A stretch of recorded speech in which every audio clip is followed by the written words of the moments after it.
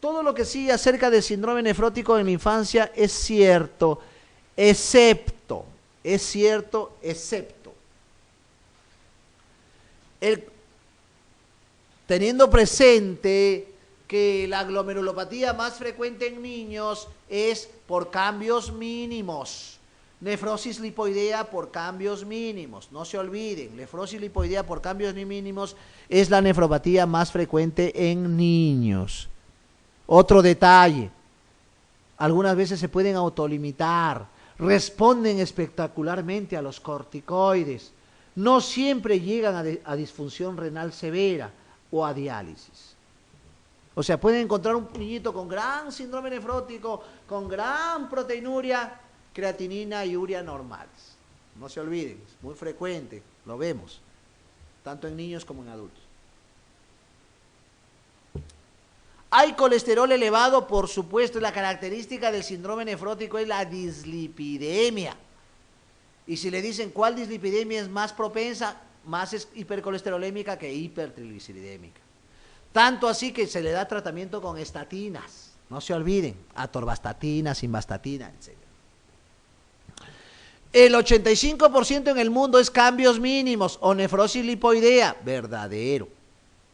Los triglicéridos séricos están elevados, verdadero.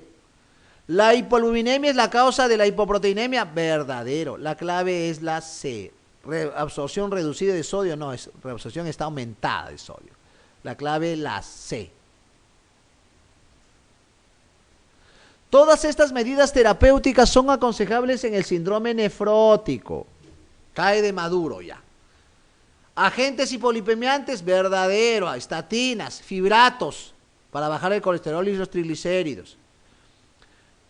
Diuréticos de asa para conseguir mejorar el edema. Acuérdense que el tratamiento de elección del edema es diuréticos, pero más de asa que tiacídicos. Doctor, ¿por qué? ¿Por qué más de asa que tiacídicos? Porque los tiacídicos son metabólicos. Hacen dislipidemia, hacen hiperglicemia, hacen hiperuricemia, acuérdense, por eso usamos más de asa. Tratamiento anticoagulante, por supuesto, cuando tengo grandes proteinurias para evitar las trombosis, para evitar las hipercoagulabilidades, le doy anticoagulación profiláctica, verdadero. Restricción proteica de la dieta, falso. No se le restringe la proteína, se le baja las proteínas. Hay una dieta hipoproteica de alto valor biológico. La clave sería la D. Infusión de albúmina, verdadero, no se olvide. En un paciente con síndrome nefrótico, las medidas generales no específicas para corregir la proteinuria, acuérdense, esto es el boom de la década de los fines del 90 y bueno, del comienzo del 2000, la nefroprotección. La nefroprotección estudiada es más con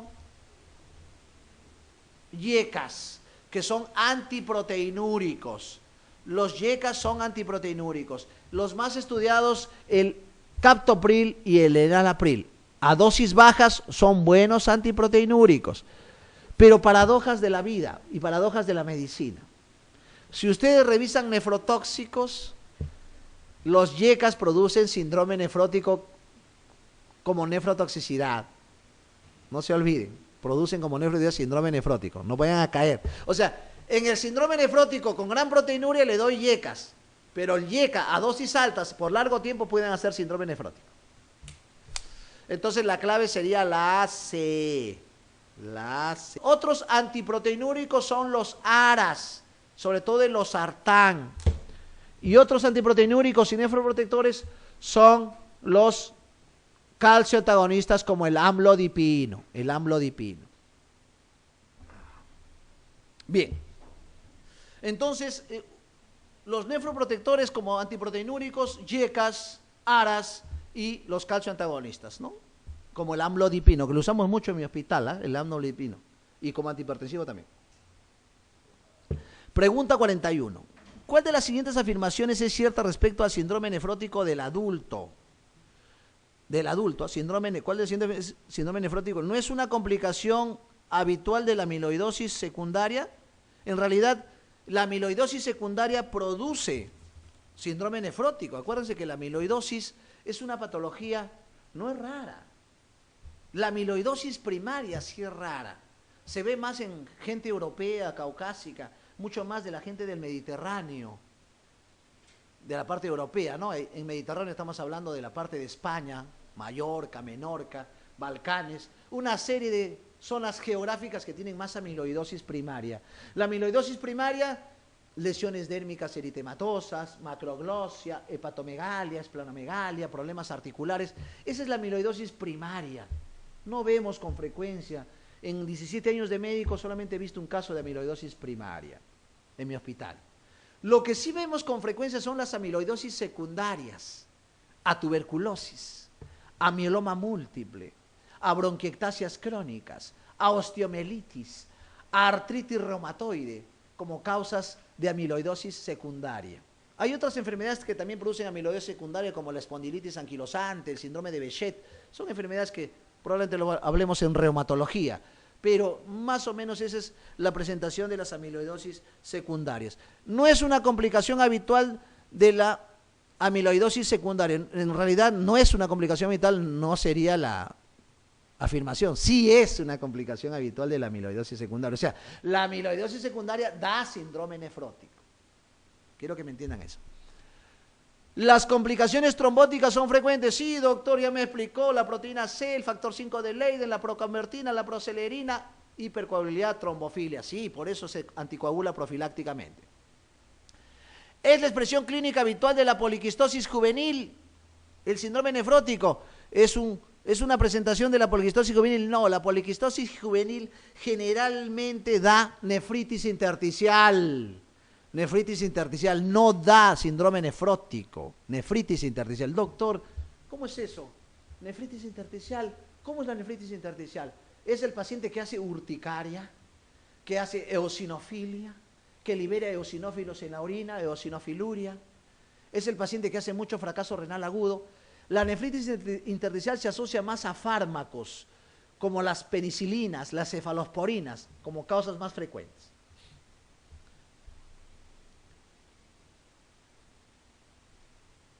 Es la expresión clínica habitual, 41, respecto al síndrome nefrótico, ¿no? Dice, cursa generalmente con lípidos plasmáticos bajos. Esto es falso, pues. Son lípidos plasmáticos altos. Más del 90% de enfermos responde definitivamente con el tratamiento de esteroides, dependiendo de la causa, pero las glomerulopatías primarias, tipo membranosa y membranoproliferativa, responden a esteroides, pero no es el 90%. Es menos, ¿no? Entonces, aquí la clave en realidad sería la C, es la expresión clínica habitual de la poliquistosis juvenil, pero en el contexto puede dar nefritis intersticial y síndrome nefrótico. Viendo las otras claves que son más falsas que falsas, la clave es la C, la 41 sería la C. ¿Ya? ¿Cuál es la B? ¿Cuál de las siguientes afirmaciones? Las complicaciones trombóticas son frecuentes, en realidad son frecuentes cuando la proteinuria es mayor de 5 a 7 gramos. Esa sería la tingencia. Si no, imagínense, pues todos los nefróticos se morirían por trombosis. O sea, si tengo una proteinuria de 4 gramos, ¿hará trombosis? No. Ese paciente tiene nefrótico, pero no hace trombosis. Tiene que ser una proteinuria masiva. Muy bien, pero muy bien la tingencia.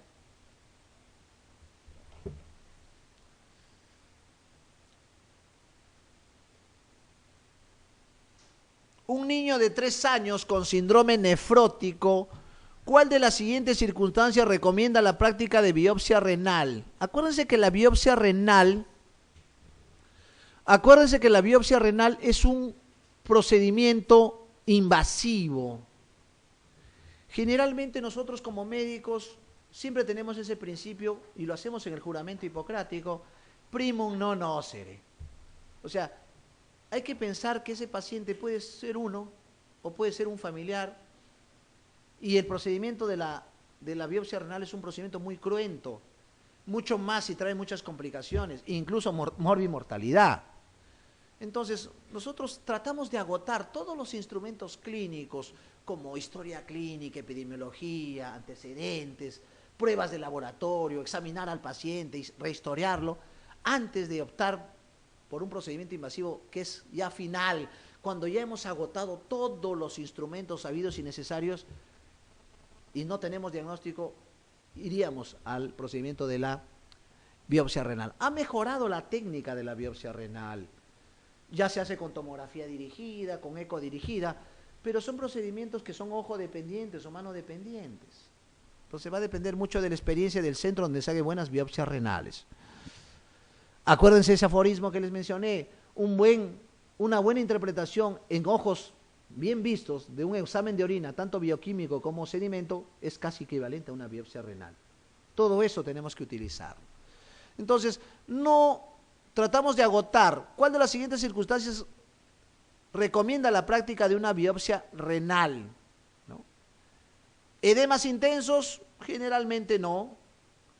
¿Albuminuria muy intensa? No, porque tengo otros parámetros. Ahora, si tengo hipocomplementemia y no tengo otros parámetros de diagnóstico como ANCA, ANA, para pensar en algún tipo de vasculitis o colagenopatías, este debe ser un procedimiento en el cual debo hacerle una biopsia renal para tipificar qué glomerulopatía es, focal, segmentaria, membranoproliferativa, membranosa, etcétera, ¿no? La clave sería la E. Señale cuál es la afirmación correcta con respecto a la biopsia renal percutánea. De hecho, ¿para qué hago la biopsia? Para determinar la etiología, la génesis. Y si determino la etiología y la génesis, le voy a dar un tratamiento idóneo. O sea, para la terapéutica, pues, para las medidas terapéuticas, ¿no? La clave, la A. Todas las nefropatías primitivas enumeradas a continuación se manifiestan típicamente como síndrome nefrótico. Síndrome nefrótico, ¿no? Este es un dato importante. Las glomerulopatías primarias, mesangiales, mesangiocapilares, membranoproliferativas, las extracapilares, las membranosas, las focales, las segmentarias tienen características. Por ejemplo, la membranoproliferativa es más nefrítico, pero también puede ser nefrótico. La membranosa es nefrótico, no hace nefrítico. La focal y segmentaria es más nefrótico que nefrítico. Más o menos en ese contexto ustedes deben tener una idea, ¿no? Y la clave aquí sería la C. Proliferativa focal no, la segmentaria focal sí. Es la causa de que no hace nefrótico, da nefrítico. La clave la C. Señale cuál de las siguientes nefropatías primarias no se presenta clínicamente como síndrome nefrótico, más que de modo excepcional. Miren, acá mencionan HIV, les manifiesto. El HIV tiene manifestaciones sistémicas. No solamente es a nivel pulmonar, neumocistis carini, no solamente a nivel cerebral es criptococo, toxo, no solamente a nivel digestivo es Isospora velis, Ciclopora cayetanensis, etcétera, sino que el HIV tiene algunas características en algunas zonas anatómicas. Tuve un paciente con hepatitis por HIV y era Cryptosporidium, que es el germen más frecuente. Tuve un paciente con insuficiencia suprarrenal por HIV y era citomegalovirus, el germen más frecuente. Tuve un paciente con síndrome de Reiter, una manifestación reumatológica con uretritis, conjuntivitis, y era clamidia, el germen más frecuente. Igual, tenemos pacientes que llegan con anasarca y etiquetados con HIV, incluso algunas veces debutan. El HIV puede hacer síndrome nefrótico en su presentación. ¿Ya? Entonces, ¿la membranosa es su característica nefrótico? Sí, la más característica. La focal y segmentaria ya la está empatando, por si acaso. Ya los últimos reportes, se está viendo mucho nefrótico por focal y segmentaria. Mucho nefrótico por focal y segmentaria. Está cambiando un poquito el perfil epidemiológico. ¿Cambios mínimos en niños? ¿Cursa con nefrótico? Sí. El Berger cursa más con nefrítico que con nefrótico. La clave, la D.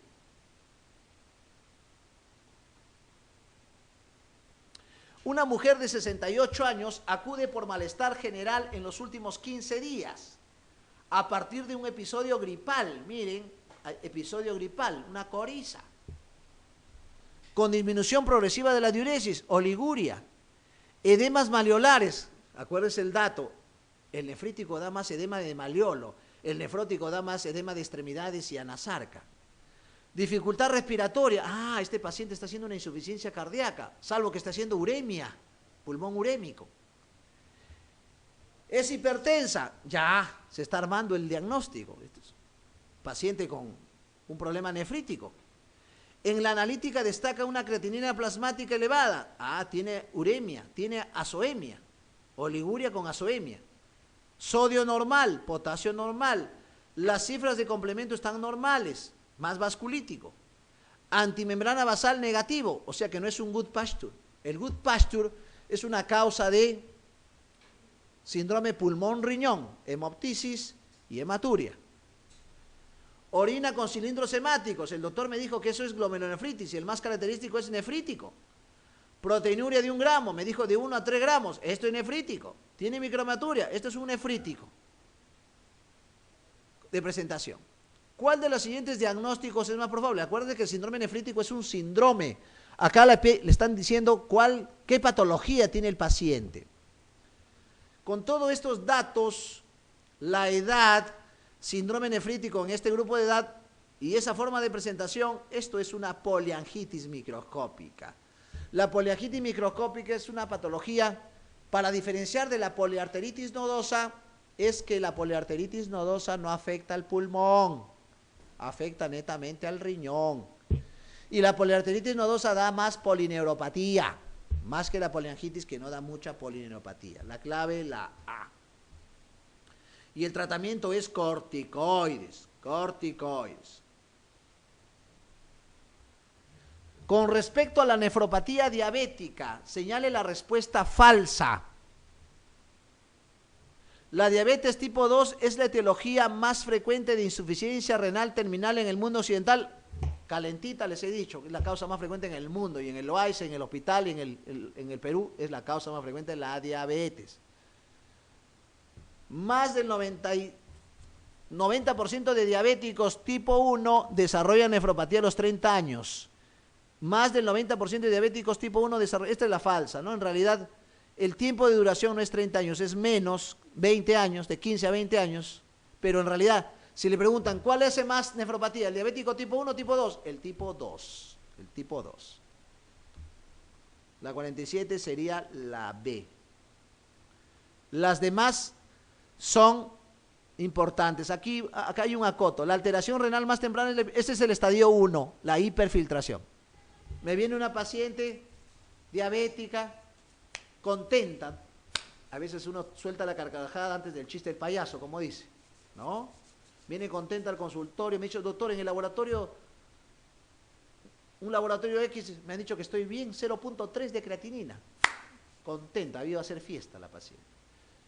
Déjeme decirle que no, por eso hay que ver en qué resultado y en qué contexto de paciente estoy viendo. Diabética de 12 años de evolución y que venga con una creatinina de 0.2 o 3, eso para nosotros no es normal. Eso es estadio 1 de nefropatía. Eso es una hiperfiltración glomerular. La hiperfiltración glomerular se traduce con creatinina baja. Creatinina baja. Entonces la señora vino contenta y se fue triste, ¿no? Pero ya se fue con su YECA, con su nefroprotector, ¿no? Que es el tratamiento de la hiperfiltración. Otro parámetro que estamos usando mucho y lo hacemos, yo por ejemplo, a mis pacientes diabéticos los controlo anualmente, screening anual, una electromiografía, una oftalmoscopía con fondo de ojo para ver retinopatía y microalbuminuria. Lejos, son las 3 pruebas anuales que les pido a mis pacientes. La microalbuminuria es un buen parámetro de control para ver nefropatía precoz. Menor de 30 de microalbuminuria estamos tranquilos. Mayor de 30 a 300 ya estamos hablando de nefropatía incipiente. La clave, la B. Paciente de 82 años de edad que refiere síndrome constitucional de 3 semanas de evolución. ¿Qué es síndrome constitucional? Anorexia, hiporexia, astenia, fatiga, mialgia, ostealgia. Ese es síndrome general. Un síndrome muy inespecífico, puede ser cualquier cosa, pero denle la relevancia de ese síndrome general. Ahí puede estar un Addison, ahí puede estar un HIV, Ahí puede estar una anemia megaloblástica, puede estar un síndrome de fatiga crónica, una leucemia, una uremia, puede estar ahí, síndrome general. Así diagnosticamos algunas veces los pacientes. Con oliguria progresiva, ya me dice que hay una nefropatía. O sea, la zoemia está explicando todo este síndrome constitucional. No signos de hiperhidratación. ¿Qué son signos de hiperhidratación? Ingurgitación yugular, edemas, crépitos, quemosis, son signos de hiperhidratación. La creatinina alta, hay azoemia. Proteinuria de 1 gramo, no es nefrótico. Sedimento, microhematuria. Determinación del ANCA. El ANCA son de 2 tipos. El citoplasmático, que es característico del Wegener, y el ANCA-P, el perinuclear, que se relaciona a múltiples patologías. Pero si me viene un paciente con hematuria, nefrítico, más de 50 años, insuficiencia renal y tiene ANCA-P, poliangitis microscópica, Lo demás es perogrullada. ¿Cuál cree que es el procedimiento más adecuado? Para yo hacer un procedimiento más adecuado y tratamiento tengo que saber el diagnóstico. Esta es una poliangitis microscópica y el tratamiento es pulsos de metilprednisolona y ciclofosfamida. La clave la C.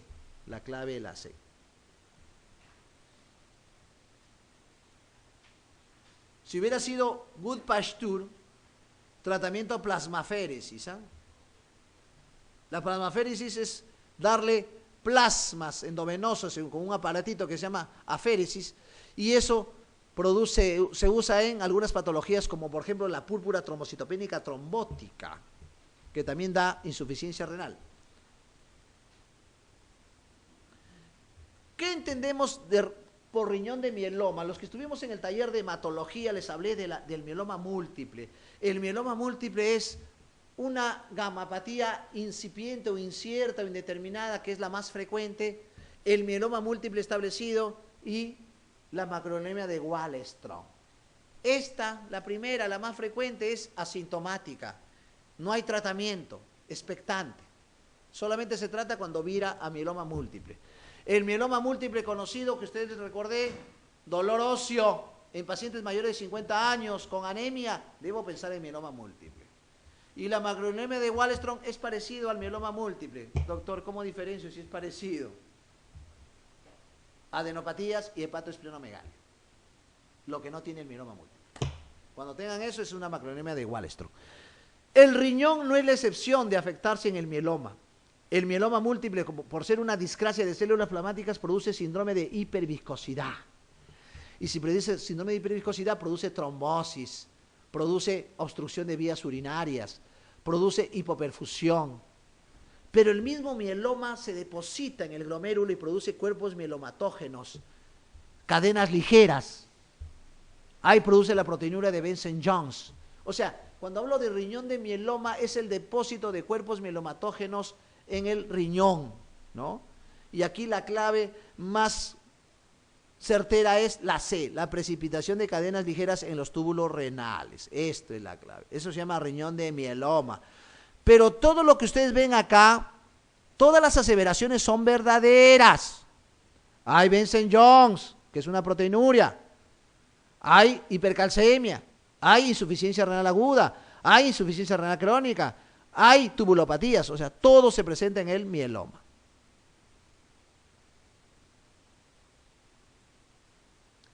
Un paciente diabético conocido de 2 años de evolución y 64 años de edad consulta por anemia. Miren, un paciente diabético conocido de 2 años de evolución, acuérdense, los diabéticos tienen lo que le llaman las manifestaciones tardías. Las manifestaciones tardías son las cardiopatías coronarias, los strokes, las retinopatías y las nefropatías y las vasculopatías, explica el pie diabético. ¿Por qué le hago fondo de ojo a todo paciente diabético cada año? Porque lo que veo acá es como si estuviera haciendo la biopsia renal. La microangiopatía retinal, microangiopatía renal. Entonces, es una característica. Pero miren, tiene 2 años de evolución. ¿Ustedes creen que tendrá nefropatía diabética? No, la nefropatía diabética se presenta por más de 10 a 15 años de evolución. Pero doctor, tiene 64 años, tiene anemia, tiene proteinuria. Esto es una nefropatía diabética. Lo que menos es una nefropatía diabética. Esta es la clave, la A. ¿Me dejo entender? ¿Por qué? Por la edad, por la evolución. Pocos años para que haya nefropatía diabética. 51. La historia natural de la nefropatía de la diabetes tipo 1. ¿La aparición de proteinuria nefrótica es inexorable en el tiempo? No. ¿La disminución del filtrado glomerular precede a la proteinuria? No siempre, porque puede haber proteinuria con índice de filtración glomerular normal. ¿La detección de microalbuminuria es irrelevante? No, ¿cómo irrelevante? Es relevante, es un control screening anual. Rara vez progresa insuficiencia renal, rara vez es la causa más frecuente en el mundo de IRCT. La clave, la E, ¿no? El control estrecho de glucemia es dudoso que enlentezca la progresión de la nefropatía clínica. No le entiendo, doctor. Usted recomienda que el paciente diabético haga dieta, actividad física para disminuir la resistencia a la insulina. ¿Por qué no lentece? Acuérdense, hay lo que le llaman la historia natural de la enfermedad. Así el paciente se vuelva like, no coma azúcares rápidamente asimilables, controle su peso, vaya al podólogo cada 3 meses, controle su microalbuminuria cada año, ese paciente al final va a llegar a la parte avanzada. O sea, así controlemos todo, eso se llama historia natural. Pero ¿qué es lo que cambiamos? Si no, no tenía chiste. Bueno, un día le expliqué a un paciente y a los 3 años se murió. ¿Por qué? Porque si fue la vida así, licores, comidas, tortas, chantilly, se murió a los 3 años. Eso es lo que quiero que entiendan. Con un buen estilo de vida, prolonga su esperanza de vida, que no quiere decir que no se va a morir por la diabetes o por las complicaciones. Pero con un estilo de vida malo, la esperanza de vida se acorta. Esa es la diferencia. Pero la historia natural igual. La glucotoxicidad es inherente, ya lo tiene el paciente. La clave sería la E. Ante un diabético insulino dependiente que empieza a presentar valores elevados y repetidos de microalbuminuria, o sea, tiene nefropatía diabética, ¿cuál de las siguientes actitudes no es correcta? Bueno, aquí cae de maduro, ¿no? ¿Le doy YECA? Sí. ¿Valoro periódicamente la función renal? Sí. Si es hipertenso, ¿controlo la hipertensión? Acuérdense que la hipertensión es una noxa que daña el glomérulo, nefroangiosclerosis. Sí. ¿Mejorar significativamente el control metabólico? Claro, el HDL, el LDL, el VDL, la hemoglobina glicosilada, etc. La que está exabruptamente aseverada es la C, pues. ¿Cómo le voy a poner corticoides a un diabético? Más hiperglicemia, ¿no? La C.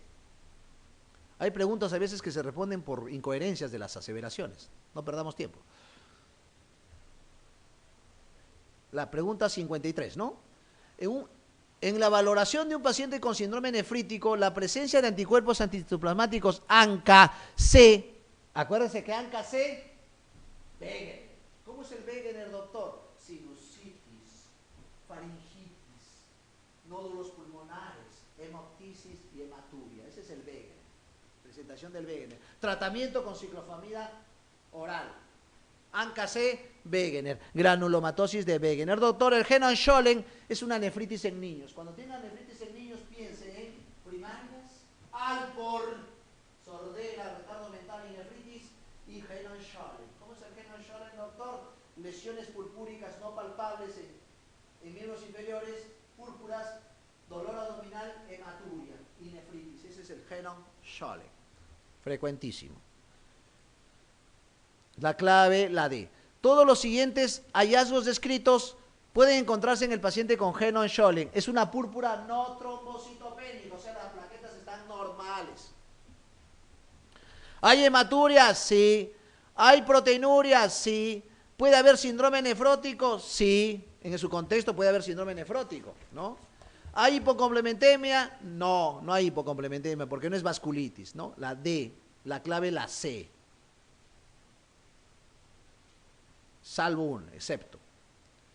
Paciente de 55 años, diabético, acuérdense, tipo 2, si son flacos, sulfonilurias, insulina. Si son gordos, metformina, gliotasona, ¿no? Ese es el algoritmo. La insulina en diabéticos tipo 2 está en uso actualmente. ¿Quién usa insulina en diabéticos tipo 2? Pacientes que hacen resistencia a la insulina, pacientes que son alérgicos a las sulfonilurias o los sulfuricilentes orales, pacientes que van a ser operados, pacientes con cetocitosis diabética, estado hipermolar, criterios e infecciones son criterios de uso de insulina en diabéticos tipo 2. Y acá dice hipoglicemiantes orales, probablemente sea metformina, pero mucho cuidado con la metformina, no se da en pacientes con insuficiencia hepática ni insuficiencia renal. El otro día le dieron, digo, pacientes en acidosis láctica, que es el efecto adverso de la metformina. Presión arterial 130/82, todo diabético tipo 2, su presión ideal debe ser menor de 130 sobre menor de 80. Creatinina plasmática normal, ¿será normal para nuestro contexto? No. Hemoglobina glicosilada normal, 6. Algún diabético tipo 2, buen controlado, menos de 6.5, verdadero. La excreción urinaria de albúmina en dos determinaciones de 180/220. ¿Qué actitud terapéutica de las siguientes es la más indicada? Acá hay que proteger al riñón, pese a que la creatinina está bien, pero hay proteinurias. Darle yecas, la clave la C.